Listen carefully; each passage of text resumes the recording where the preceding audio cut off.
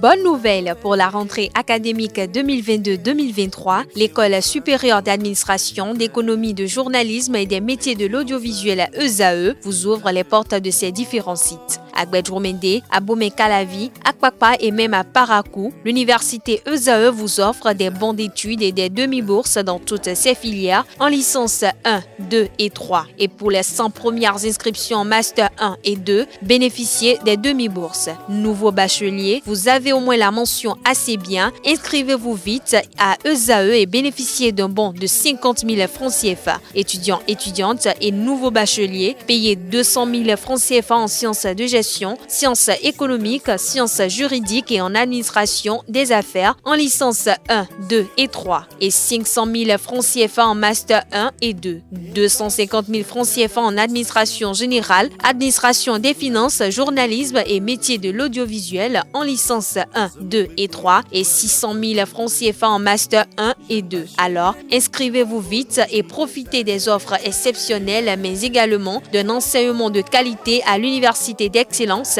ESAE. Infoline 90 93 65 21 ou le 98 98 14 00. ESAE, l'excellence à un nom. Mesdames et messieurs, bonjour et bienvenue sur Free Sport, ouf de soulagement pour les clubs féminins de première et deuxième division, de même que les ligues départementales de football du Bénin. Ils ont reçu le vendredi dernier leur subvention au titre de la saison sportive en cours. C'était à la faveur d'une cérémonie de chèque au siège de la Fédération béninoise de football à Porto Novo. À l'occasion, les clubs féminins évoluant en division d'élite se sont vus octroyer une cagnotte de 3 millions de francs CFA. Ceux de la deuxième division, un chèque de 2 millions de francs CFA et chaque ligue départementale, 3 millions de francs CFA. Autre information, quelques heures après son arrivée au Bénin, le nouveau sélectionneur de l'équipe nationale du Bénin, Gernot Rohr, a dévoilé au cours d'une conférence de presse le vendredi dernier sa toute première liste de joueurs convoqués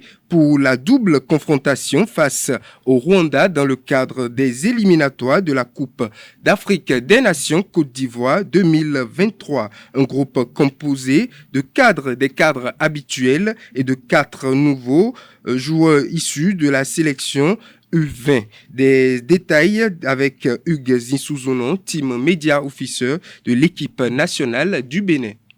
Serge Obassa, Khaled Adenon, Youssouf Assoba, Melvin Doremus, Cédric Rontonji, David Kiki, Rachid Mounmini, j'y arrive, Mohamed Tidjani, Rabiou Sankamao, Olivier Verdon, Jordan Adeoti, Matteo Arlenvi, Salim Bawa, Ceci Dalmeda, Dodo Doku, Imran Hassan, Junior Olaïton, Ange Josué Chibozo, Jodel Dossou, Steve Mounier, Stéphane Sessayan, Sebio Soukou et le dernier sur la liste, c'est Tossi Aïgon.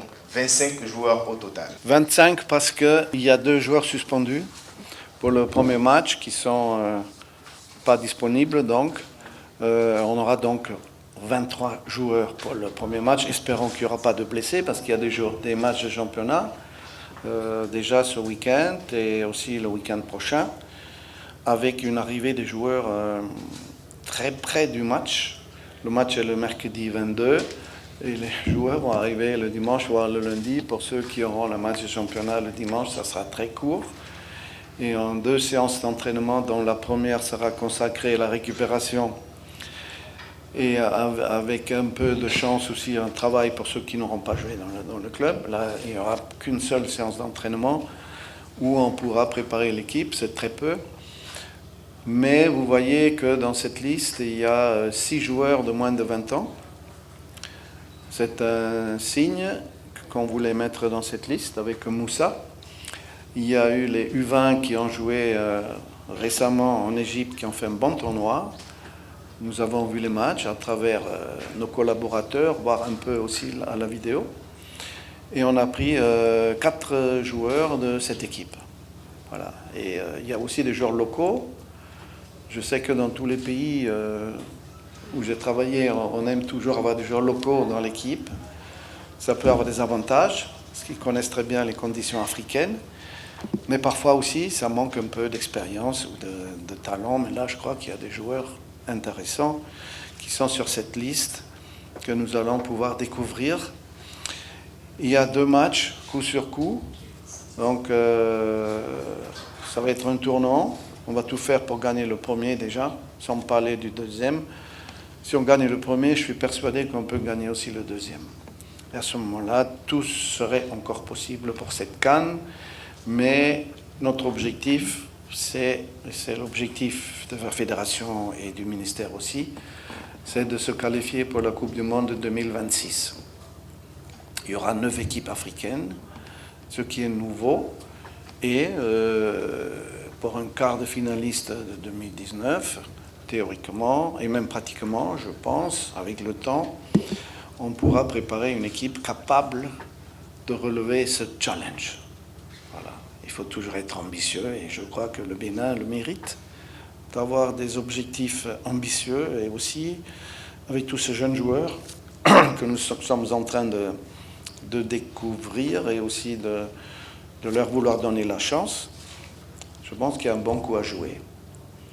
Mais d'abord, l'avenir bref, c'est cette confrontation. Vous avez la liste de 25. Il y a aussi mon souhait d'avoir des leaders, des joueurs d'expérience, évidemment pour guider ces jeunes joueurs. 6 moins de 20 ans, moins de 21 ans, avec Assoba qui a 21 ans. Ça mérite aussi, sur le terrain et en dehors, d'être accompagné, pas seulement par le staff, mais aussi par des joueurs d'expérience. Et quel merveilleux exemple nous avons avec Stéphane Sessegnon, qui a joué dans les plus grands clubs européens. Donc il sera là pour encadrer tous ces jeunes joueurs. Et il sera là aussi pour être notre bras droit et pour motiver tout le monde. Adenance est toujours là également. C'est un capitaine qui a fait de si belles choses qu'on ne peut pas écarter du jour au lendemain des gens comme ça qui peuvent jouer un rôle pédagogique auprès des jeunes. Le Centre Olympe Africa de Bonté a reçu le jeudi 9 mars dernier à la Maison des Fédérations un important lot d'équipements sportifs. Ceci est fourni par le Comité national olympique et sportif béninois CNOSBEN dans le cadre du projet OYES.